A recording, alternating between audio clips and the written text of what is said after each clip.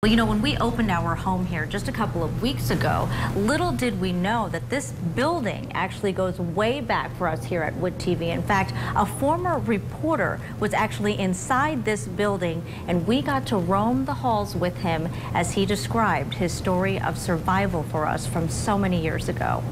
We ran down to the basement. It was just a horde of people. I mean, little did Jim Childress know a day at work more than 3 decades ago would still be etched in his mind today. So we walked up to this window, and that's where we first saw it. And we just saw the sky was black, and it was just like nighttime. Moments later, he remembers rushing down the stairwell into the basement. And if you look at the ceiling, it's still drop ceilings, and those are the ceiling tiles that just got sucked right up when the pressure changed and our ears popped. Jim doesn't just recall the 1980 tornado that tore up downtown Kalamazoo. He survived it. We were just crammed in there like sardines, yet we all managed to drop to the floor when we realized what was going on. But once the storm had passed, it was time to get back to work. Tonight, Jim Childress has pieced together a report that ties it all together. Because Jim was a WOOD TV reporter, and he had a community of stories to tell for days to come. And it was on collision course with Kalamazoo's pride and joy, the downtown.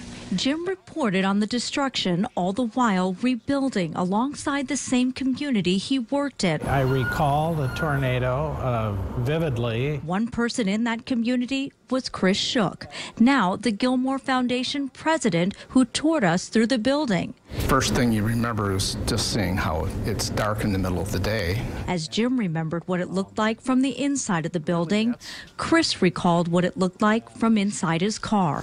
I was driving back to work and actually saw the funnel cloud hit this building. Debris, light poles flying. I recall a big light pole I saw flying, and my first instinct was to take cover. This is a place that Channel 8 has some history, and there were a number of very big stories that we covered from this building. Unbelievable, isn't it?